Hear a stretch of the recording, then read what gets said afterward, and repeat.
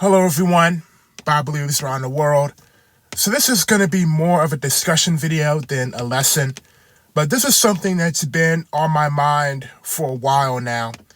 And just as somebody who's very active, on the computer and social media, I'm seeing this world, begin to deteriorate. And I wanted to warn Bible believers all around the world, Gentiles and Israelites, about what's going on and to be prepared for it and make sure, you don't drink the Kool-Aid. So I'm going to be talking about, the concept of a race war or whatever. Like, obviously, that's not a biblical, teaching. Some of the One West camps like to make Psalms 83 be that. But as we've covered many times in the channel, everybody in Psalms 83 is black. The Edomites are black, the Ammonites are black, the Moabites are black, the Ishmaelites are black, and all of the Canaanite nations are Swarthy Africans. So Psalms 83 is not a race war because according to the doctrine of race, if we were to use the doctrine of race that we, everyone's obsessed with nowadays, and we were to apply it to the Psalms 83 nations, everybody in Psalms 83 would either be considered, African American or just African based on the way they look. Obviously, they're, Arabian blacks and all that type of stuff, but that's just the way the doctrine of race is. It doesn't make any sense, So why am I talking about this? So according to the scriptures, unity is supposed to be based off of who's in Yah's covenant. For example, I've talked about this in the interracial marriage series. Yahuwah is happy with a Korean man and a Chinese woman being married when they both serve him. Yahuwah would rather see two people of different nations be together who serve him rather than two people of the same nation who both hate him. And a lot of people can't get that through their head because a lot of people, through Ku Klux Klan doctrine, we'll get into that a little bit later, and then the One West camps coming later, think that Yah cares about race, when race is a false doctrine that us humans made up. The Europeans specifically made it up, all right? Sons and daughters of Japhet. Yahuwah deals with people according to nation. And all throughout Scripture, Yah only cares about who serves him. Yah is never going to tell you to be friends with somebody, to, unify yourself with somebody, marry somebody, date somebody, because they got the same shaped nose, the same skin color, the same hair texture. All right? And we see that in the scriptures, because in the scriptures, we see Israelites and commandments for Israelites to be kicked out of the congregation and removed from the people of Israel for behaving wickedly. So if their blackness was enough to keep them in, those verses wouldn't be there. All right? And we also see many verses talking about people of other nations can come in and dwell among the Israelites who keep the covenant. They have to keep the covenant, be circumcised, the whole 9 yards. Why do I mention this?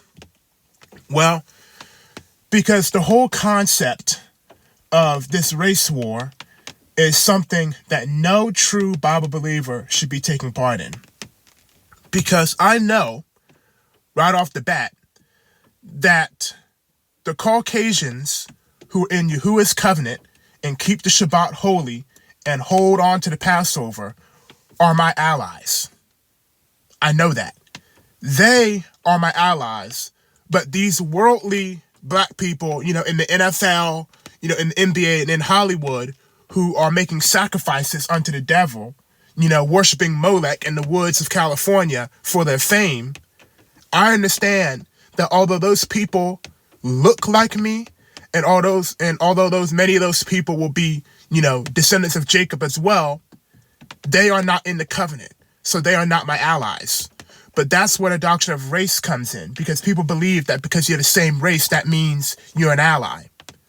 All of the wicked Moabites were not the ally of Ruth, who was trying to be righteous and serve Yahuwah and be among the Israelites. All those wicked people were not her allies.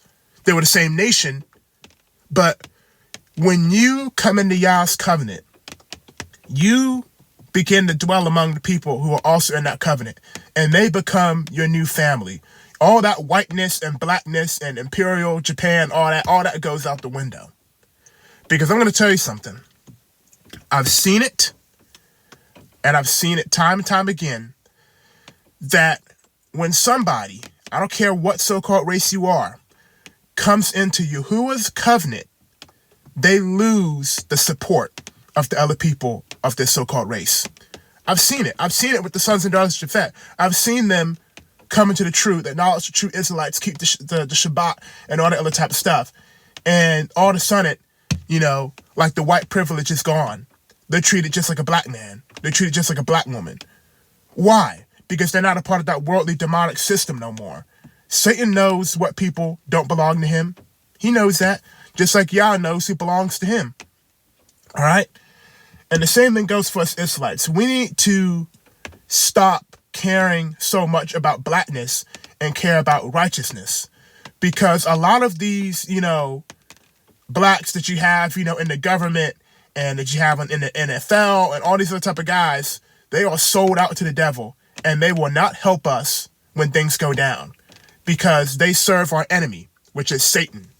So in reality, according to the scriptures, who you need to be attaching your wagon to is that person of another nation who's coming to the covenant and is serving the same God you serve, not somebody who just so happens to be of the same race. And I'm bringing this up because there's a lot of Israelites, there's a lot of Japhites, there's a lot of Asians, Hamites that you see all over the internet who want blood on their hands. They want blood of another nation on their hands, and it's not even a joke. It's not a joke.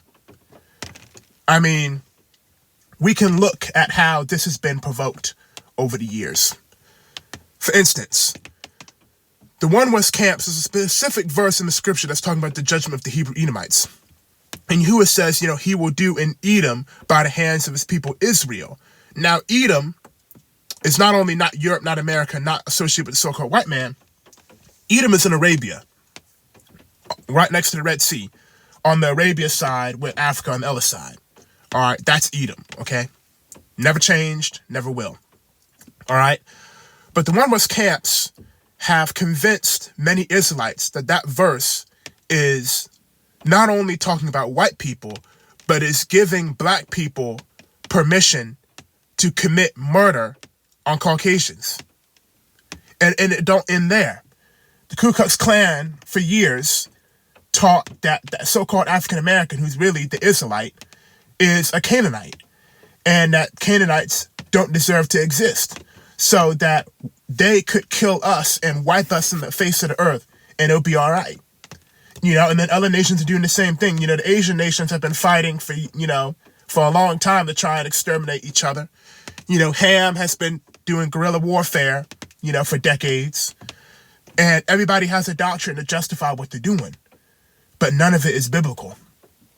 And I would just like to say, if something like this would ever come up, I ain't going to be a part of it. And I've said this for years. So all this stuff goes down. I'm not helping, the people who are serving Satan. I'm not helping all this foolishness. I'll be living off the grid, in my log cabin, studying my scriptures, waiting for Yahusha to return. That's what I'm going to be doing. And it goes back to what I wanted to mention a while ago, would I ever create a camp? Unlikely, at least at this point in my life, because I'm a young man. I'm 21. So I don't think I have, everything I need to be able to start a camp. But if I were to start a camp, I would go off the grid, create houses, create a housing community, and it would be a camp where people of all nations who serve Yah will live on this community. And we would only have the bare minimum contact with the outside world. I wouldn't get crazy, like you can watch Toy Story and, go to work. But all this TikTok and Charlie Kirk and all, and, these Elijah Muhammad guys, none of that would be in there because it pollutes the brain. And basically, the point of my camp would be to get people to identify with their righteousness and not to to identify with their race, whiteness, blackness, Asianness, whatever it may be. That is the righteous way of doing things. That's the way the nation of Israel worked in the past, and it needs to work again. All right. Now, I did a video recently about, do righteous Gentiles become Israelites? I know some Israelites, get kind of antsy when you start talking about, throwing the race doctrine away, because they don't want people of other nations claiming to be Judah and claiming to be Ephraim and Manasseh and all that type of stuff. I'm not saying nation will always stand. But here's the thing. Nobody gets hostile and aggressive because one person is Greek and one person is Italian. It's like, that's Yah's way of doing it, nation. But, people don't, the demons and the evil behavior, like the evil spirit is not really attached to nations like it's attached of the concept of race. It's like people have blown people up over race. But I can't think of a time that somebody blew somebody up over the fact that they're Mexican and they're Colombian. Can't think of that. Anyways, hope this video was helpful, and, stay away from all that. If you're seeing, racial stuff online, it's provoking you, because at the end of the day, it's all about trying to break up the house of Israel. All right? It wants people turning on each other. The righteous people turning on each other. Everyone else don't even really matter, but yeah. Bye for now.